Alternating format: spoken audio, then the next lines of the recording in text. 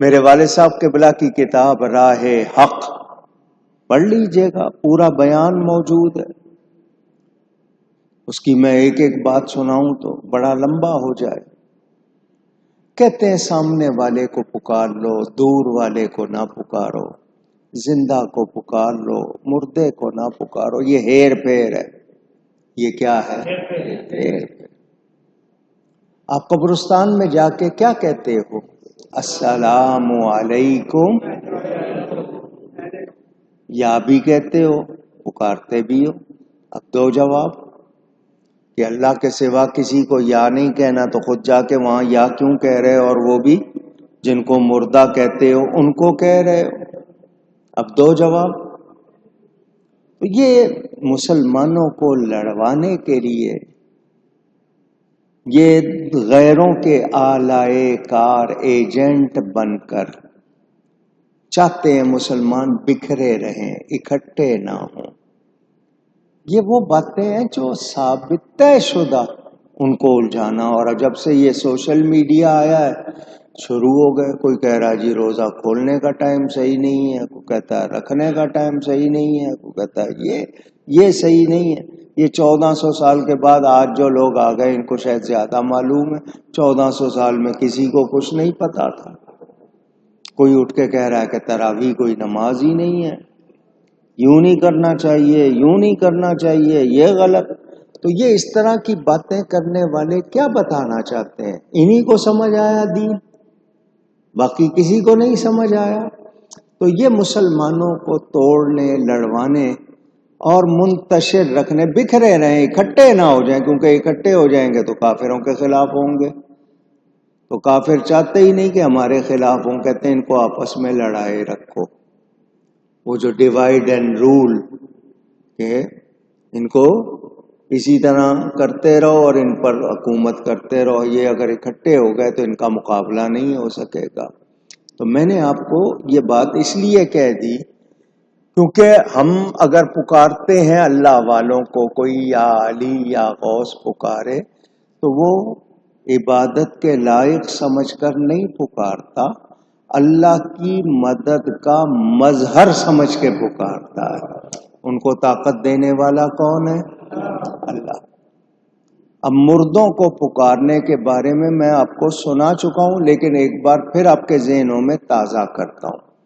پڑھیں قرآن۔ آپ کو کئی مرتبہ یہ باتیں سنائی ہیں، پھر تازہ کر دوں ذہن میں۔ حضرت ابراہیم علیہ السلام، خلیل اللہ لقب ہے، خلیل اچھے دوست کو کہتے ہیں، اللہ کی بارگاہ میں عرض کرتے ہیں یا اللہ مجھے دکھا تو مردوں کو کیسے زندہ کرے گا۔ ربی ارینی کیف تحیی الموتا، مجھے دکھا تو مردوں کو کیسے زندہ کرے گا۔ قال اولم تؤمن، اللہ نے فرمایا کیا تمہارا اس پر ایمان نہیں ہے؟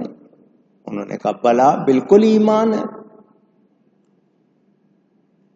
وَلَٰكِن لِّيَطْمَئِنَّ قَلْبِي، مگر دل کے اطمینان کے لیے پوچھ رہا ہوں۔ سوال جاننے کے لیے ہو یا دل کے اطمینان کے لیے ہو، چھیڑنے کے لیے نہیں ہو، کیونکہ آج کل بہت سے سوال یا تو لوگ دیکھنا چاہتے ہیں کہ اس کو کچھ آتا ہے یا نہیں، یا پھر اس لیے کرتے ہیں کہ چھیڑیں، کچھ ان کا مقصد شرارت ہوتا ہے۔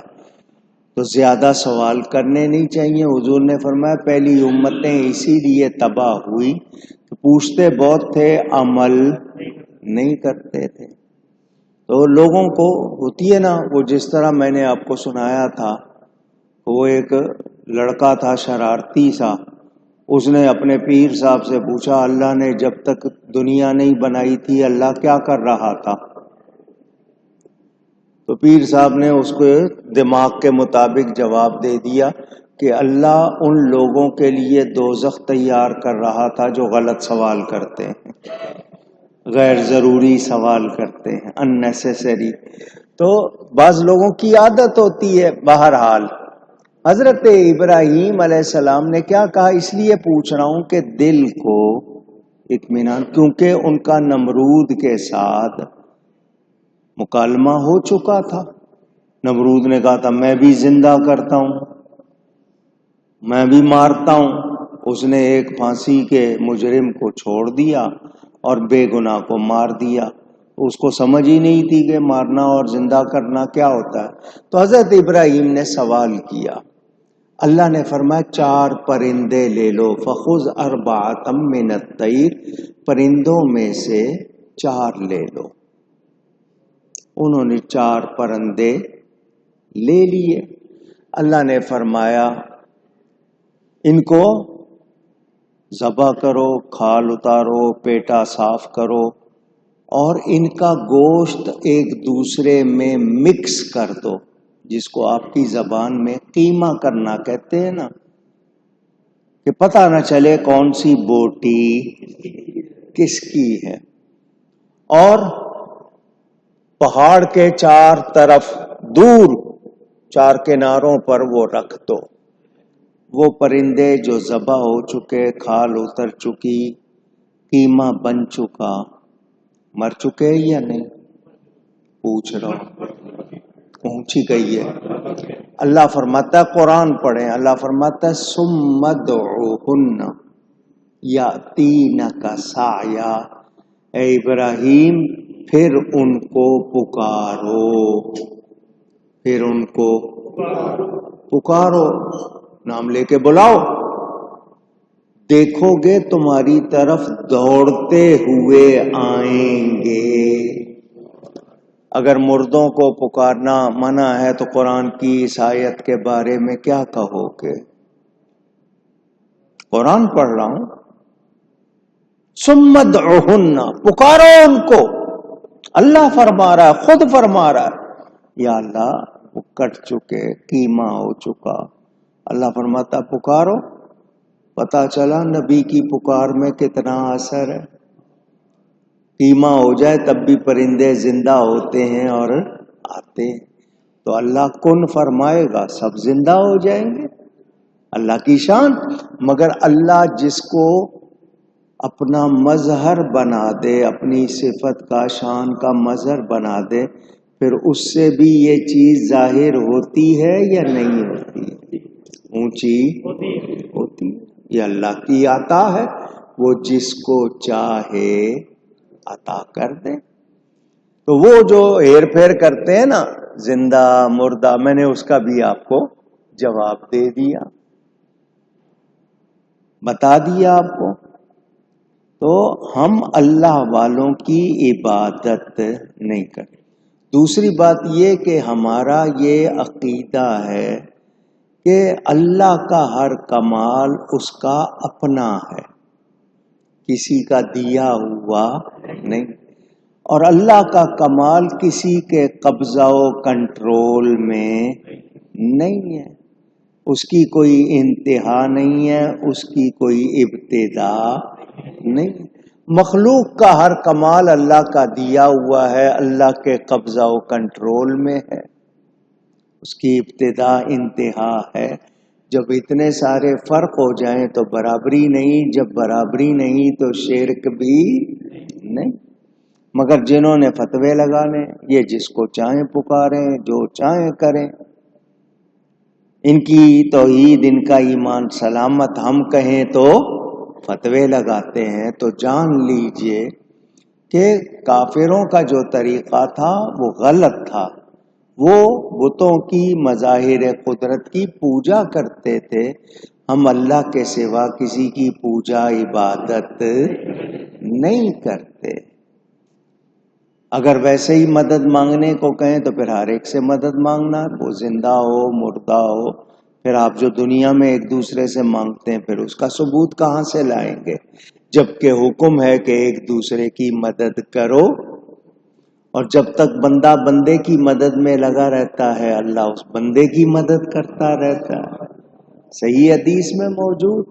تو جنہوں نے نہیں ماننا انہوں نے نہیں ماننا، لیکن میں نے آپ کو بتا دیا کہ ہم اللہ کے سوا کسی کو عبادت کے لائق سمجھ کر پکارتے نہیں پکارتے نہیں پکارتے نہیں. بار بار کہلوایا، اب کو یاد ہو جائے.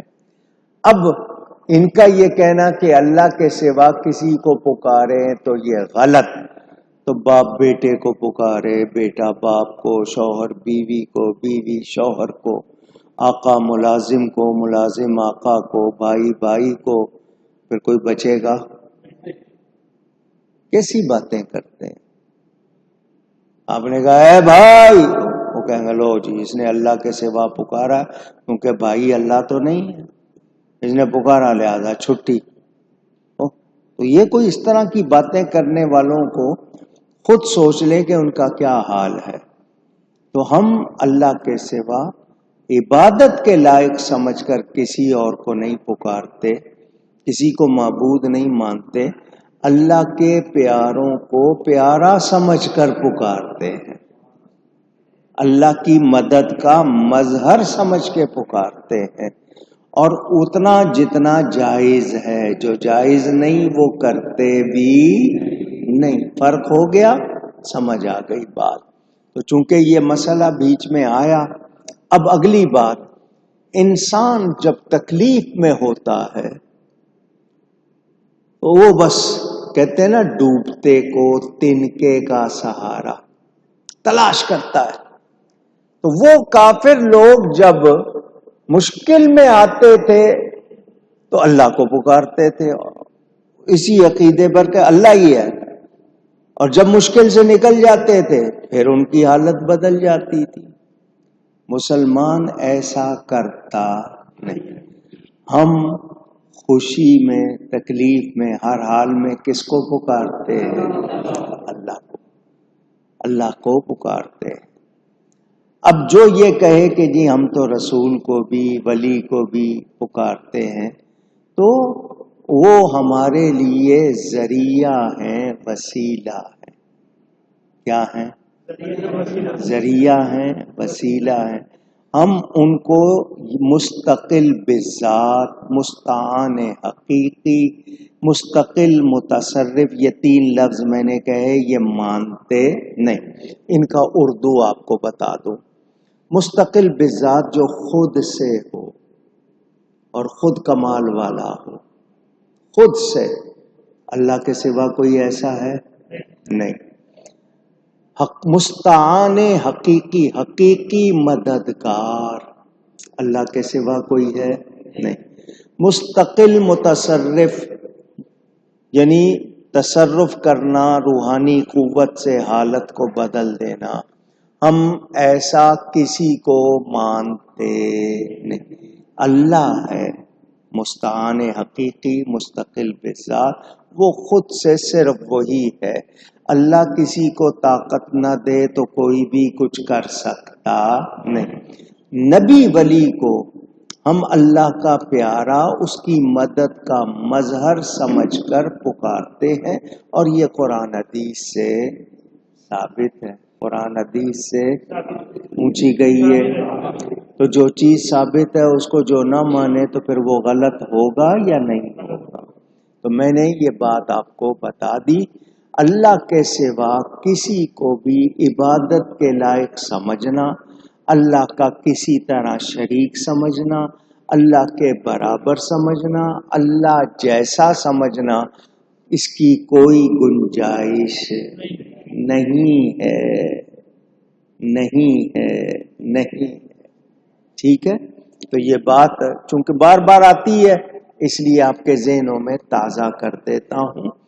تو جو لوگ تکلیف میں تو اللہ کو پکاریں، تکلیف سے نکل آئیں تو پھر بھول جائیں، تو ان کو یاد رکھنا چاہیے کہ یہ ان کا طریقہ جو ہے وہ کس کو دھوکہ دے رہے ہیں،